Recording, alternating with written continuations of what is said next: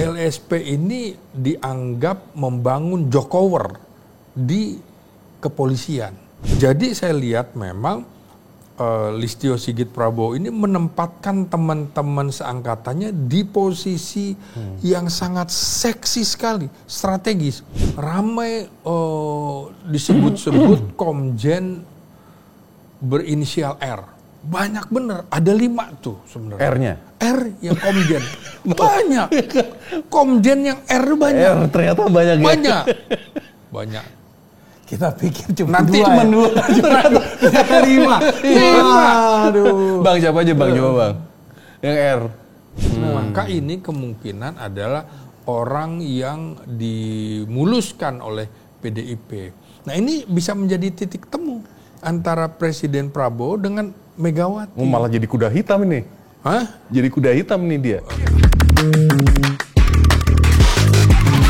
Bisa nggak Bang kasih pencerahan ke kita? Ini kok jabatan Kapolri ini kok seksi tanda kutip ya di publik. Itu karena kenapa Bang? Oke. Apa karena nih di pundaknya Erwin ini bisa jadi 4 gitu bintang? Atau ada apa yang bikin menarik nih? Atau udah bosan lama orang sama ini? Jadi gini ya, gimana, Bang? Kepolisian itu punya 2 senjata. Ya. Satu hukum, yang satu senjata yang beneran, senjata api gitu kan. Nah, kalau kayak jaksa, hukum doang kan. Iya. Ya. Nah, ini dia polisi adalah sipil yang bersenjata. Waduh, 2 senjata itu menakutkan. Oke. Nah, ini alat negara yang dulu era Bung Karno karena dia sipil bersenjata dimasukkan dalam wadah ABRI, Angkatan Bersenjata Republik Indonesia, karena bersenjata. Nah, baru kemudian tahun 99 dipisah TNI dengan Polri. Jadi itu seksi kekuatannya di situ Kapolri. Dia alatnya dari Sabang sampai Merauke. Dia bisa menjadi sebuah kekuatan penegakan hukum. Karena Kamtipmas dalam rangka penegakan hukum harus dekat dengan rakyat apa? Pengayom, pelindung, pelayan. Bersentuhan dengan rakyat, ya polisi. Praktis polisi yang paling dekat dengan rakyat karena pekerjaan bersinggungan dengan rakyat. Itu kekuatan mengapa orang ingin tahu siapa the next Kapolri. Nah sama, kita kan juga begitu Bang. Nah, kepengen. Jadi kekuatannya tuh besar banget sih Bang. Besar sekali. Besar banget. Nah, bahkan kepolisian ini dalam sejarahnya pernah ditempatkan di bawah Kejaksaan Agung.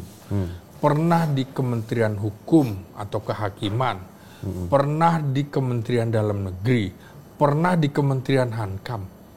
Terombang-ambing. Ini kan sambil mencari bentuk. Untuk Indonesia paling cocok di mana? Itu kan jadi dalam tanda petik seperti rebutan atau bahkan berdiri sendiri. Ya karena punya kekuatan hukum dan senjata api. Dan jumlahnya hampir sama dengan TNI, sekitar 500.000. Padahal TNI itu 3 matra. Nah ini cuma satu. Yang dulu mungkin dia ada angkatan laut dan angkatan udara di jumlah itulah polisi. Nah sekarang angkatan darat, laut, udara di jumlah sama dengan polisi. Ini kan besar sekali kekuatannya. Dan ada satu lagi di polisi itu Bang yang sebenarnya sangat besar. Diskresinya dia Bang, kalau dalam hal-hal tertentu dia punya, seorang polisi itu bisa melakukan diskresi, misalnya macet tiba-tiba perboden pun gitu, dia bisa bilang hari ini jangan kasih perboden. Itu kan sebenarnya di atas hukum tuh mereka punya hak untuk melakukan sesuatu yang dianggap itu seharusnya baik untuk, dan itu yang paling menakutkan. Dan ini bisa menjadi arogan di situ.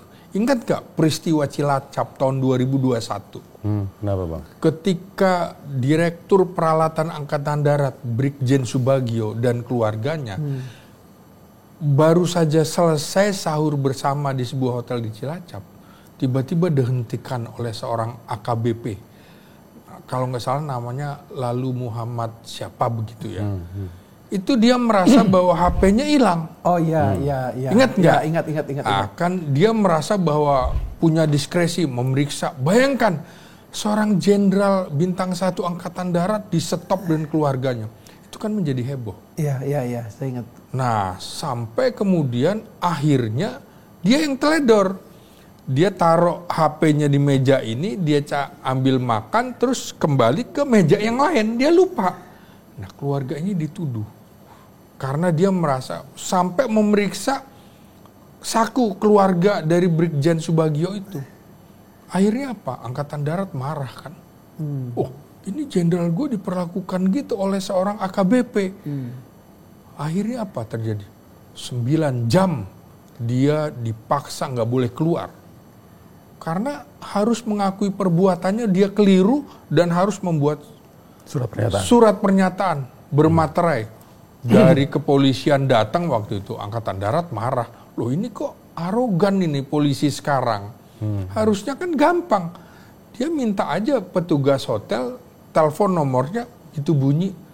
Ini seorang jenderal, marah kan. Dandim Cilacap, 9 jam.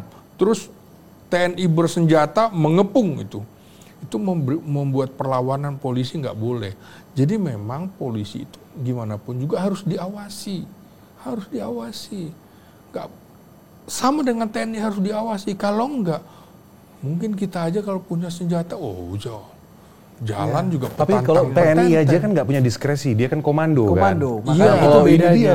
Kalau polisi ini kan jadi melebihi itu kan diskresi. Iya, walaupun misal hukum udah bilang ini nggak boleh masuk perboden aja, tanda larangan masuk, dia bisa karena demi macet, ya dia bisa kasih orang masuk loh. Ya itu. Atasannya bilang A, kan bawahnya juga bisa bilang B karena diskresi tadi betul, itu. Iya, betul. Itu, kan. Karena kan dia yang di lapangan, dia yang ngerti kan. Nah kalau militer kan nggak bisa begitu kan, komando. Komandan bilang A, bawa A kan. Iya. Itulah alasan si AKBP ini. Saya punya hak diskresi kan seperti itu. Iya. Ya tapi hak itu jangan juga disalahgunakan. Keteledoran dia, kepentingan pribadi dia, diskresi ntar dulu.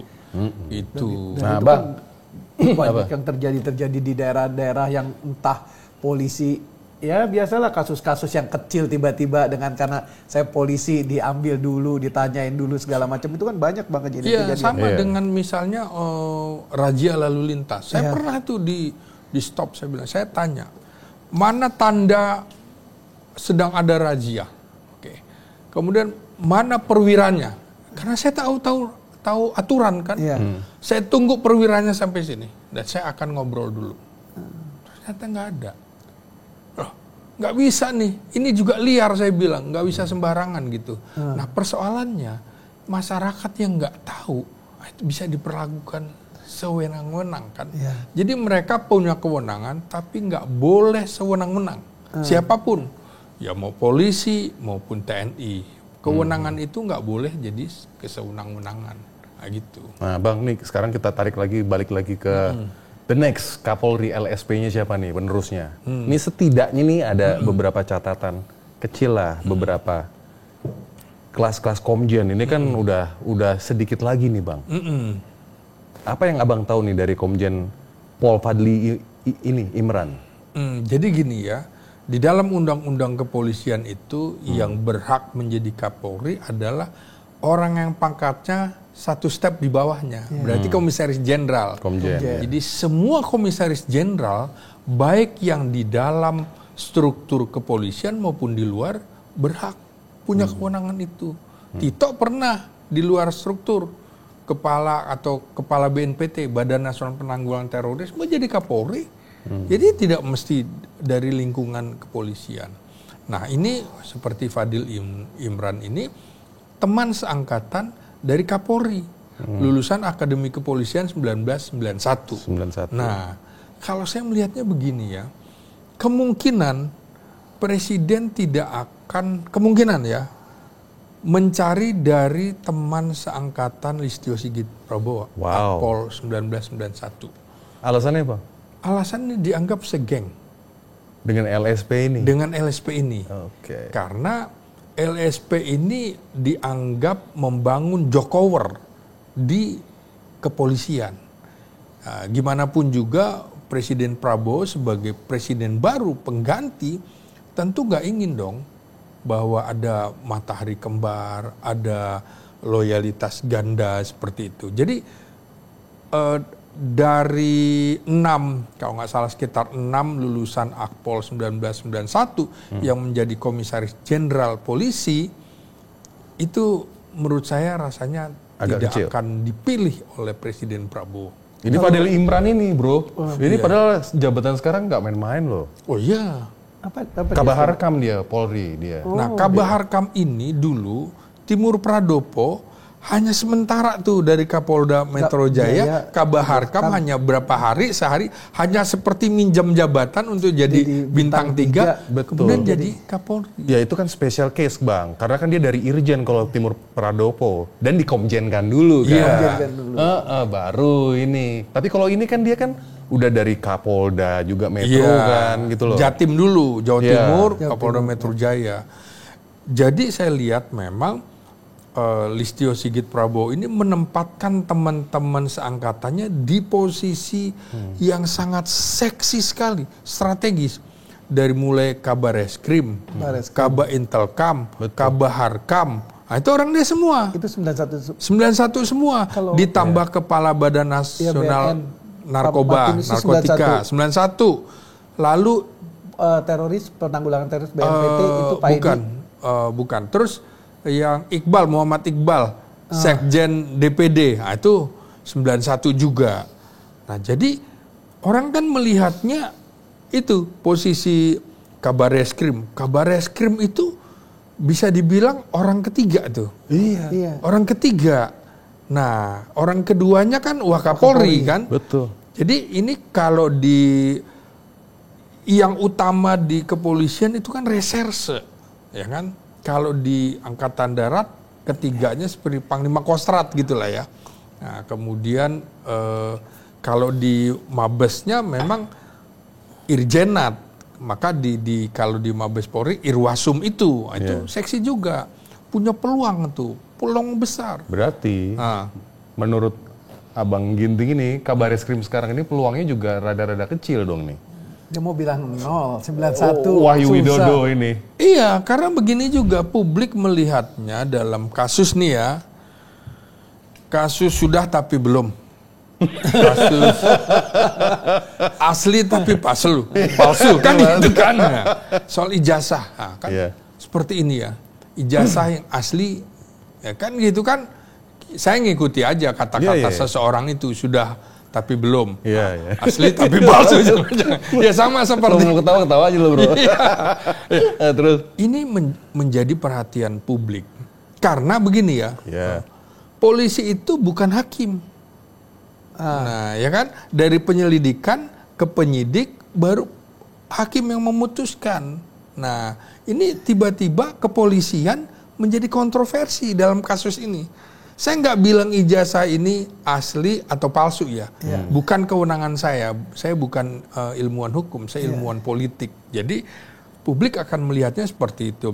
Nah ijazah ini kan dokumen negara, idealnya diputuskan lewat pengadilan tata usaha negara gitu loh, bukan oleh kepolisian. Nah jadi, Kabar Reskrimnya juga disorot juga. Nah, ini menjadi kontroversi kasus ini. Kenapa itu tidak dilanjutkan? Seperti misalnya gini ya, saya ingin melanjutkan sampai pengadilan, kata sang tokoh itu, gitu kan. Tapi kok dihentikan di sini? Emang sang tokoh itu siapa bang? Hanya 2 kali. Biasanya di sini disebut nama. Sekarang sang tokoh itu. Makanya kita nanya. Pemilik ijazah. Kita agak bagi-bagi Ginting lah pemilik ijazah. Pemilik ijazah. Nah, jadi itu ya Kabar Reskrim. Pasti publik menyorot gitu ya.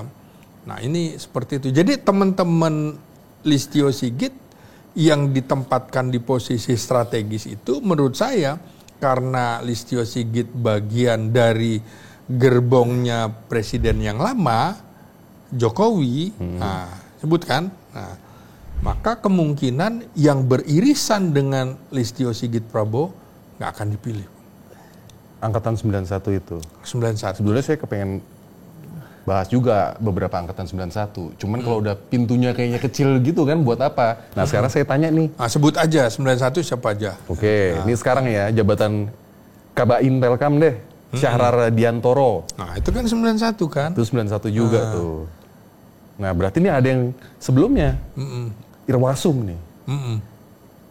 Dedi Prasetyo gimana tuh? Angkatan 90 dia. Nah, jadi gini ya.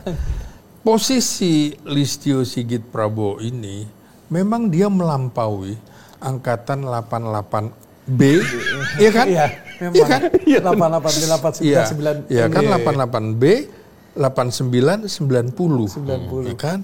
Nah, 88B ini nyaris sudah pensiun semua. Tapi kan pensiunnya umur berapa sih, Bang? 58. 58. 58. Nah, praktis sudah pensiun kan, udah hampir pensiun. Maka yang diperhitungkan adalah 89-90.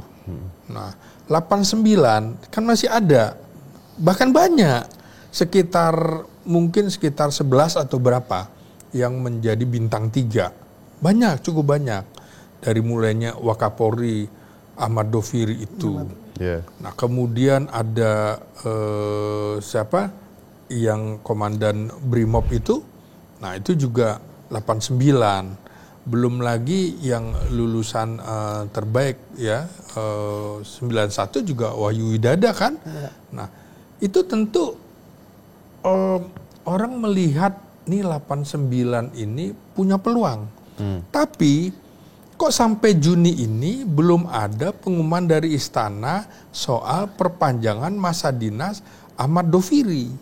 Ahmad Doviri bagi saya itu saya anggap dia termasuk bagian dari skenario untuk dijadikan Kapolri. Tapi kalau dia tidak diperpanjang, kemungkinan skenario ini batal. Maka skenario kedua adalah diambil dari komisaris jenderal yang ada ini, baik yang di struktur Polri atau di luar kepolisian. Nah, bisa kita lihat. Nah, dari situ barulah kemungkinan kalau memang komisaris jenderal yang ada ini dianggap masih beririsan dengan LSP, ya, maka kemungkinan akan mengambil dari yang di luar komisaris jenderal. Kasus seperti Timur Pradopo itu kan bisa. Nggak bisa. Tapi kan secara historis kan mayoritas kan biasanya kan dari Komjen juga kan. Betul.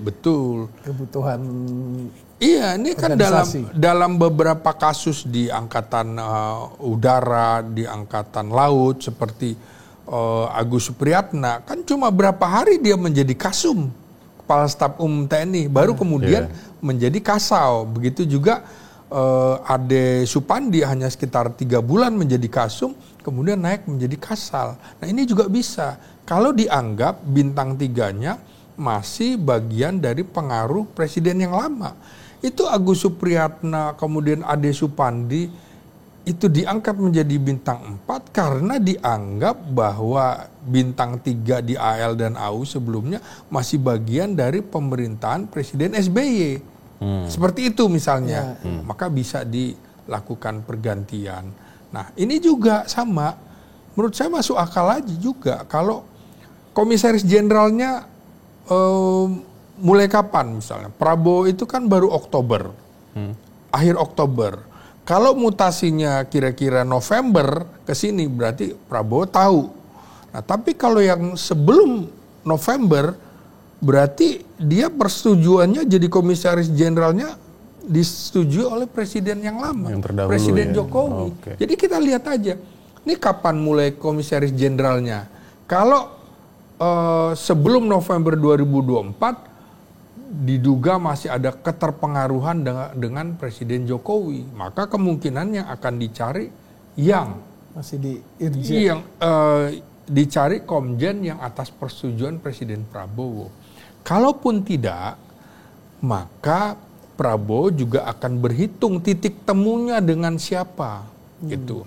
Misalnya ya, ramai disebut-sebut Komjen berinisial R. Banyak bener, ada 5 tuh sebenarnya. R-nya? R yang Komjen. Banyak. Komjen yang R banyak. R ternyata banyak. Banyak. Banyak. Kita pikir cuma Nanti 2 Cuma 2. ternyata 5. Aduh. Bang, siapa aja Bang? Coba Bang. Yang R. Ini yang gue catat aja nggak ada yang R nih. Coba.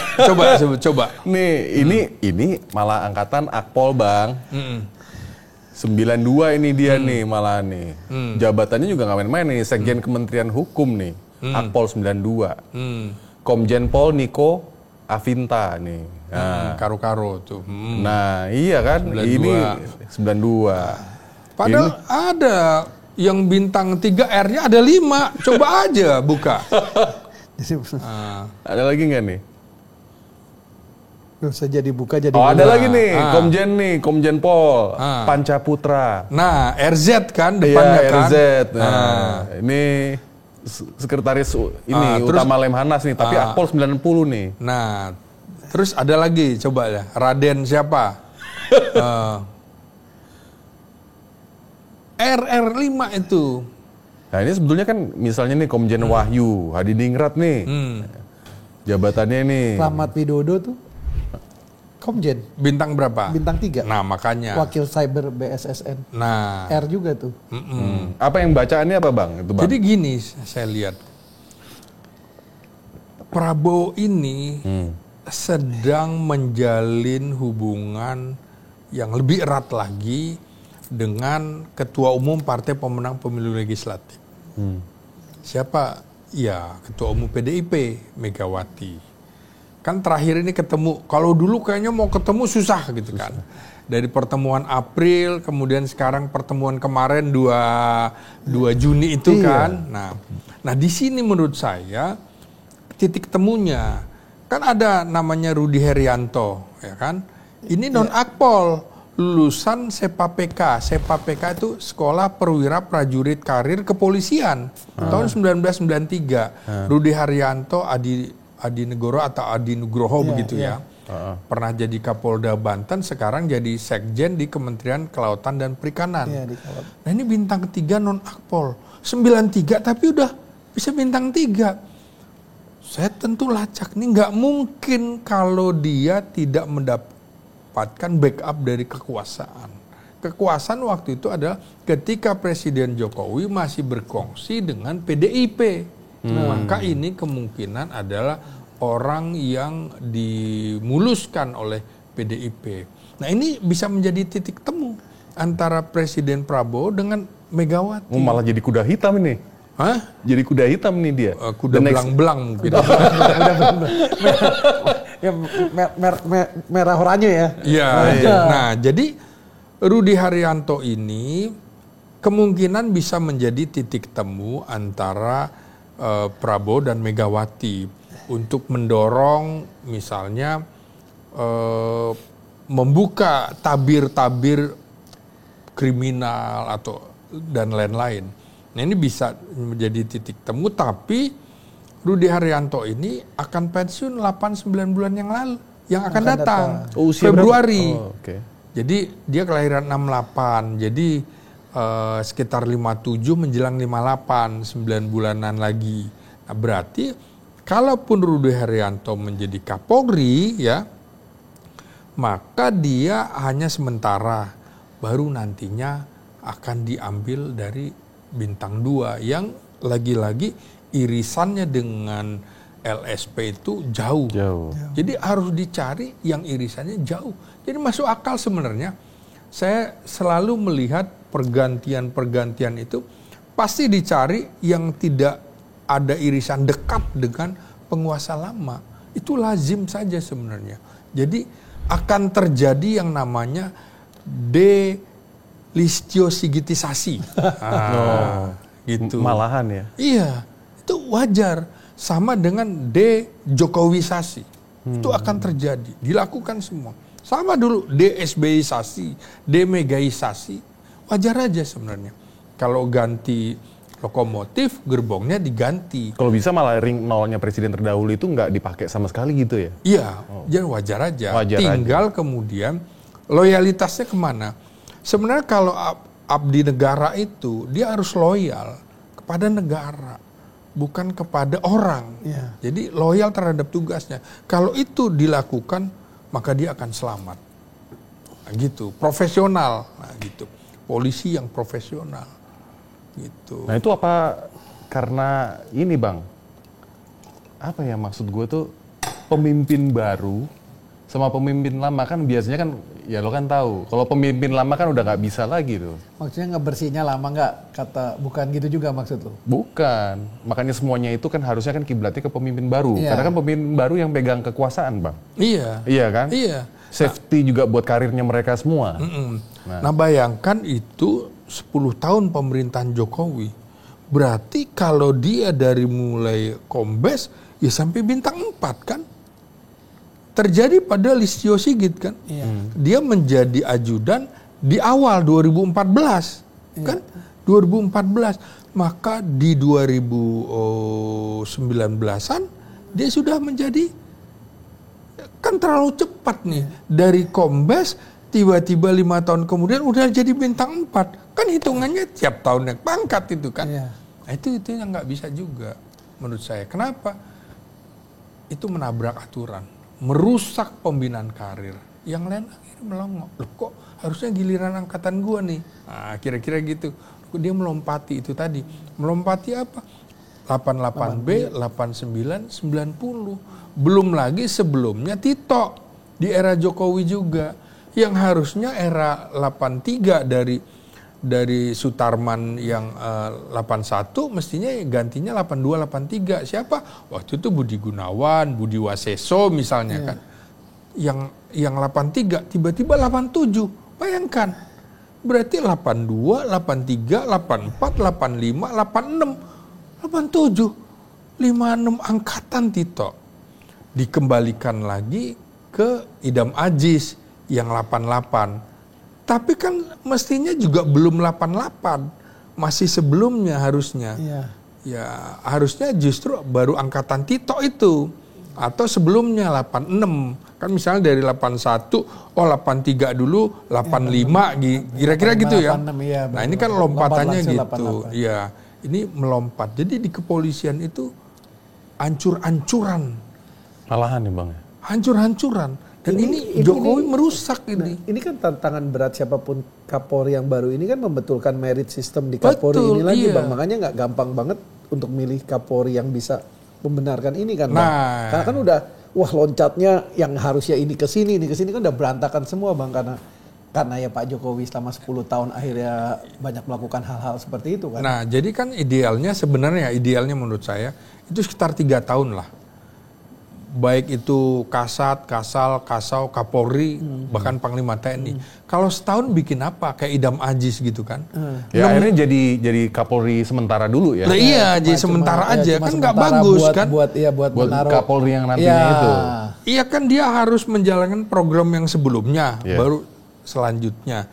Jadi 3 tahun dia punya program lah selama 3 tahun. Era Pak Harto rata-rata tuh Kapolri sekitar 3 tahunan. Kasat juga, Kasal. Jadi mateng. Bahkan Panglima TNI 5 tahun. Seusia dengan Menteri Kabinet. Karena kan setingkat. Iya. Nah, ini idealnya harus dinormalisasi lagi. Nah, karena itu menurut saya juga gini. Kenapa Rudy Haryanto juga punya peluang walaupun tinggal 9 bulan lagi? Mungkin untuk membersihkan keterpengaruhan. Ini abang ngomong begini apa karena disama-samain di medsos yang depannya R juga, Bang? Enggak, saya punya hitungan. Saya menganalisis gitu ya. Jadi saya bukan pendukung siapa-siapa. Jadi mungkin menormalisasi, apalagi dalam beberapa era Listio Sigit Prabowo kan ada dulu 2 lulusan Akpol yang dipecat, sudah jadi jenderal polisi bintang 2. Yang pertama Freddy Sambo. Lulusan Akpol 94 yang itu juga melampaui senior-seniornya, tiba-tiba bintang 2. Harusnya Kadif Propam itu adalah orang yang sudah matang, sudah menjadi Kapolda dulu baru Kadif Propam. Karena dia polisi yang memeriksa polisi. Nah ini aja dipecat. Ya, artinya kan polisinya polisi ya Kadif Propam itu dipecat. Kemudian juga bekas Inspektur Jenderal Polisi Teddy Minahasa malah tersangkut narkoba. Sudah menjadi Kapolda Sumbar, Kapolda Jatim. Ini juga kecepatan. Nah, ternyata orang yang didorong untuk cepat-cepat segala macam terjungkal semuanya. Maka ini barangkali sebuah pelajaran bagi lulusan Akpol. Nih, lulusan Akpol ternyata kualitasnya begini. Nih, lulusan Lemhanas terbaik. Teddy Minahasa kan lulusan Lemhanas terbaik. Jadi, Lemhanas sekarang dipandang sebelah mata gitu kan. Kok ada orang yang kayak gini menjadi lulusan terbaik? Maka, kalaupun lulusan Sepapeka non Akpol ini menjadi Kapolri, ini kira-kira supaya lu bercermin lah. Ternyata lu juga nggak bagus-bagus amat gitu loh. Coba diganti non lulusan Akpol. Bisa jadi ini karena ada titik temu Prabowo dengan Megawati untuk program politik lainnya. Misalnya menyingkirkan yang namanya Jokower di lingkaran kabinet, terutama di lingkaran kepolisian. Bisa saja itu dilakukan. Nah, kemudian yang skenario ketiganya, kalau emang nggak ada, maka dicari yang dari Inspektur Jenderal Polisi. Kalau nih, bintang 2. Bang, kalau nih karena nyebut-nyebut Sambo, misalnya Erwin. Calon nih, ini misalnya Erwin nih, Komjen juga nih, dia yang bongkar kasus Sambo, kasus besar. Ini dia nih masuk hitungan juga nggak? Pertimbangan nggak track recordnya seperti itu? Atau cuman karena kesepakatan dari si tokoh A dan tokoh B aja, Erwin jadi nggak masuk hitungan? Oh iya kan saya bilang profesional. Maka skenario pertama saya bilang Ahmad Doviri itu yang berani mengadili kasusnya Sambo. Sampai dia bilang, kalau rekomendasi saya tidak dijalankan, lebih baik saya mundur aja. Nah sebetulnya masuk hitungan juga tuh iya kan saya bilang, skenario pertama. Ya kan, skenario pertama. Sambil kita menunggu nih 1-2 hari belakangan ini, sampai ini tayang barangkali, ada nggak dari istana untuk mengusulkan nama ini ke DPR? Kalau ini diusulkan, kemungkinan dia usia pensiunnya diperpanjang sampai 60. Bisa karena diperpanjang sampai 60, Bang? Bisa, karena 58 di Undang-Undang Kepolisian itu ada komanya. Bisa menjadi sampai 60 jika dibutuhkan dan memiliki keahlian khusus. Nah ini bisa, masih ada peluang nih Ahmad Doviri. Walaupun sementara ya, sebelum jadi Kapolri yang cari Kapolri yang 2 tahun ya lumayan dong. Oh bisa, iya kan Idam Aziz saja setahunan gitu. Bisa. Ya Rudy Herianto 9 bulan plus 2 tahun kan jadi 3 tahun juga sebenarnya kan Bang. Sebenarnya oke juga aja kan kalau diperpanjang. Oh dengan perpanjang tadi bisa gitu. Nah tapi tentu dilihat juga kepentingan bagi Presiden Prabowo dan organisasi. Jadi itu skenario pertama. Ahmad Doviri lulusan terbaik 89. Kok disia-siakan? Kita lihat aja. Loh kok ini baru saja menjadi Wakapolri di era siapa? Di era Prabowo. Jadi kenapa? Bisa jadi dia juga diplot untuk jadi Kapolri. Sambil dilihat dia bikin skenario-skenario begitu. Apalagi dia masih di dalam struktur. Oh, ini seru nih, emang bener-bener langitan juga nih, ini keberuntungan nih. Iya. Karena dari 89, 90, 91, 92 ini juga tempur juga. Makanya Irwasum juga punya kesempatan. Benar. Karena dia atasannya Listio Sigit. Ya kan atasannya. Dia punya peluang nih di dalam strukturnya. Irwasum masuk. Yang Kabar Reskrim barangkali karena terkait dengan ini bisa mental. Jangan-jangan nih Bang. Justru Wakapolri dengan Irwasum ini masuk nominasi yang Komjen seperti itu. Kabar Reskrim itu nilainya jadi turun karena kasus itu tadi. Sudah tapi belum, asli tapi palsu atau palsu tapi asli. Nah gitu kan. Jangan-jangan apa? Apa? Gue mau dengerin. Jangan apa nih? Jangan apa. Tadi lalu mau ngomong apa tuh? Enggak. Bang, ini jangan-jangan nih Bang. Kan Presiden Prabowo milih si the next Kapolri-nya itu vibe-nya beda sama LSP. Bener nggak? Kalau LSP kan vibe-nya seperti ini kan, iya kan? Nah, jangan-jangan the next Kapolri-nya tuh vibe-nya yang beda diambilnya, bro. Gitu bisa aja. Opposite-nya dari LSP dong. Kalau gua jangan-jangannya LSP-nya nggak diganti-ganti malah diperpanjang. Kita nggak tahu mataharinya matahari kembarnya yang mana itu. Kalau saya nggak. Hitungannya gimana Bang? Sudah waktunya, sudah. Artinya sudah diberikan kesempatan sampai dengan 6 bulan pemerintahan Prabowo Subianto. Saya yakin diganti, hanya menghitung hari lah. Oh, maksudnya diberikan kursi lain lagi, misalnya di dubes atau di menteri kan bisa juga. Atau nggak sama sekali. Oh, Prabowo kan terkenal baik, Bang. Oh gitu ya. Iya, orang temennya Erwin aja dari mundur terus disuruh masuk lagi, Bang. Oh bisa. Jadi gitu. Bahkan ya, kalau kemudian dari kalau situasi sangat darurat ya, misalnya irjen polisi juga enggak nih misalnya maka dicari yang udah pensiun, diaktifkan kembali. Oh boleh? Bisa. Presidennya tuh ada pernah. Waktu Presiden Soekarno mengembalikan Aha Nasution dan Gatot Subroto kemudian menjadi Kepala Staf Angkatan Darat dan Wakil Kepala Staf Angkatan Darat. Kalau memang tidak ada lagi, kebetulan di Angkatan Darat menurut perhitungan Presiden Soekarno, ini nggak ada lagi. Tapi kan itu tentara, Bang. Presiden di Polri mana ada, Bang? Saya yakin, percayalah Bang, polisi-polisi kita itu ya masih banyak yang profesional lah. Pasti, masih banyak yang baik gitu masih ya. banyak yang kita percayalah polisi. Ya betul, dan kita ingin mengembalikan menjadi polisi profesional ya, sesuai dengan konstitusi kita. Ya, kalau enggak situasinya ya darurat, ya itu yang dilakukan paling parah. Maka kita juga harus mencari misalnya Jenderal Bintang 2 paling tidak itu yang pernah jadi Kapolda, Bung. Yang kemudian karirnya terseok-seok di era LSP. LSP menjadi 2021 kan menjadi Kapolri, maka kita lihat siapa lulusan-lulusan terbaik yang terseok-seok. Dapat nama saya Rudi Darmoko itu. R lagi nih. R lagi nih kita bicara R lagi nih. Iya. Padahal di Kapolda itu yang R juga banyak. Ada Rudi Setiawan, R juga ya. Teman seangkatannya Rudi Darmoko.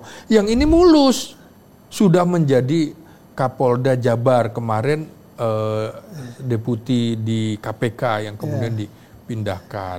Nah kan KPK masih dianggap bagian dari Jokowi segala macam. Sehingga Kapolda yang tidak beririsan dengan LSP inilah yang kemungkinan dia punya peluang. Nah, mengapa Rudi Darmoko? Rudi Darmoko ini sebelumnya adalah wakil kepala kepolisian daerah Sulawesi Utara. Begitu LSP jadi Kapolri, dia diwidya-iswarakan selama 3 tahun. Maksudnya apa tuh? Siapa tahu penonton nggak tahu. Widya-iswara semacam guru pengajar di lembaga pendidikan Lemdiklat Polri. Padahal dia lulusan terbaik Akpol 1993. Nah, sementara teman-temannya yang angkatan 93 sudah 4 orang yang sudah menjadi 4 bahkan 5 yang sudah menjadi Kapolda, termasuk Teddy Minahasa. Maksudnya ini orang dibonsai gitu, Bang? Ini dibonsai. Jadi 3 tahun menjadi widya-iswara, ya kan? Kemudian dia baru bintang 2 di eranya Presiden Prabowo pada November. Kapolda Nusa Tenggara Timur menjadi Kalemdiklat dulu. Kalemdiklat itu November, berarti kan eranya Prabowo kan. Saya bilang kalau November, lihat siapa yang November, mutasi November lah. Pertama itu. Nah, dia menjadi bintang 2. Jadi bintang 1-nya ini 4 tahun nih, Bung. 4 tahun bahkan lebih. 4 menjelang 5 tahun. Berat banget bintang 1-nya itu. Berat banget. Padahal lulusan terbaik Akpol 1993. Lah Rudi Haryanto aja yang bukan Akpol, Sepa PK 1993 udah bintang 3. Nah ini apa nih? Nah maksudnya ukurannya apa tuh, Win? Like or dislike atau apa nih kok begini? Nah itu dia. Jadi bisa like and dislike itu nggak boleh. Ada fanatisme, favoritisme itu nggak boleh. Maka mungkin saya ngelihatnya gini, loh ini kok baru menjadi Kapoldanya kemarin nih, 20 Mei itu SK-nya. Tapi baru sertijabnya kemarin ini. Nah ini kan menurut saya dia dizolimi oleh LSP. Maka ini peluang besarnya nih malah. Nah iya, karena dicari Prabowo yang tidak beririsan dengan LSP. Kebetulan juga Rudi Darmoko ini ayahnya adalah Letnan Kolonel Infantri Kopassus. Namanya Letkol Infantri Purnawirawan Jumadi. Nah, dia pelatihnya Prabowo. Ini Kopassus tua nih. Jadi SMA-nya si jantung nih pasti. si ini. Iya. Ya. Nah, jadi yang menarik lagi, Rudi Darmoko ini menjadi pengurus pencaksilat di Jawa Barat, di mana Prabowo ketua umum Ikatan Pencaksilat. Ini insight-nya banyak, gosipnya banyak nih. Mantap ini. Iya kan? Nah, jadi disitulah dia ada irisan dengan Prabowo. Ayahnya pelatihnya, ya kan? Dia kemudian menjadi pengurus pencaksilat. Pasti dong kegiatan pencaksilatnya Prabowo dia ada kan di situ. Nah, kalau besok dia naik jadi bintang 3, udahlah Sing. Makanya gue nggak mau nanya-nanya yang lain. Ini insight-nya udah mantap ini yang terakhir nih. Ini menjadi Kapolda Nusa Tenggara Timur, ya kan? Artinya dia sudah pernah jadi Kapolda. Salah satu syarat ideal menjadi Kapolri adalah pernah menjadi Kapolda, ya kan? Menjadi Kapolda atau Kotama. Kotama itu komando utama di kepolisian. Misalnya Gubernur Akpol. Nah, Gubernur Akpol juga seangkatan dengan dia itu punya peluang pernah menjadi Kapolda Maluku Utara. Jadi kira-kira misalnya ada Rudi Darmoko, ada Midi siapa nama lengkapnya yang jadi Gubernur Akpol. Nah, dicek itu nanti. Prabowo pasti mencari orang-orang yang dari bintang 2. Ini bukan cuma Prabowo doang. Bang Ginting juga maunya kalau bisa yang ini bintang 2 yang gak ada urusan sama Jokowi ini mah. Loh iya, jadi sangat masuk akal kan analisis seperti itu. Wajar. Jadi kita kenal juga enggak, tapi kira-kira seperti itulah. Akan dicari seperti itu. Apalagi ini Rudi Darmoko ada irisan seperti itu. Tadi kalau Rudi Haryanto irisannya dengan Megawati, kan begitu. Kok dia bisa tiba-tiba lulusan SEPA-PK menjadi Kapolda, ya kan? Bahkan dia jadi bintang 3, melebihi siapa? Melebihi Lutfi yang Kapolda Jawa Tengah yang dekat dengan Jokowi. Terakhir menjadi bintang 3. Lutfi lulusan SEPA-PK 1989. Kalah cepat dengan Rudi Haryanto yang dekat dengan Megawati, begitu loh. Berarti kan kalau semakin dekat hubungan Prabowo dengan Megawati, bisa jadi nih Rudi Haryanto gitu kan. Nah, ini juga menjadi bintang 3 Ahmad Lutfi ini. Kan 4,5 tahun menjadi Kapolda Jawa Tengah. SEPA-PK loh. SEPA-PK itu kan jarang menjadi Kapolda, tapi Rudi Haryanto, Ahmad Lutfi jadi bahkan sampai bintang 3. Berarti ada spesial orang di sekelilingnya. Nah, jadi itu. Nah, sekarang irisan Rudi Darmoko ini menurut saya masuk akal. Kalau ini dikaitkan dengan the next Kapolri. Nah, bisa jadi. Kuda hitamnya itu tuh. Nah, bisa misalnya ya skenarionya. Bisa saja Rudi Haryanto sampai 9 bulan bersih-bersih dulu di situ. Dia ganti beberapa bintang 3 segala macam di posisi-posisi strategis. Setelah selesai baru Rudi Darmoko naik. Nah, tinggal lihat tadi siapa nanti pengganti Ahmad Doviri kalau dia tidak diperpanjang, siapa yang menjadi Wakapolri nih? Ya kan berarti dia punya peluang juga. Nah, sebaiknya memang bukan soal dia pernah menjadi Kapolda atau Pangdam atau Panglima Komando Armada 123 atau Pangkoops Nas 123, tapi prestasinya apa? Bukan sekadar dia pernah duduki jabatan, dia harus berprestasi. Saya kira nanti dia karena dia punya peluang, kita tunggu gebrakan-gebrakan dari Jenderal bintang 2 polisi yang menjadi Kapolda supaya jadi perhatian. Seru. Ini kan pada bersih-bersih nih. Nah, sekarang Bang, nih kayaknya Presiden juga mau bersih-bersih nih. Pidato yang di Hari Pancasila kemarin itu. Iya. Iya kan Bang, kalau nggak mampu mundur aja daripada saya turunkan. Nah, bacaannya gimana Bang?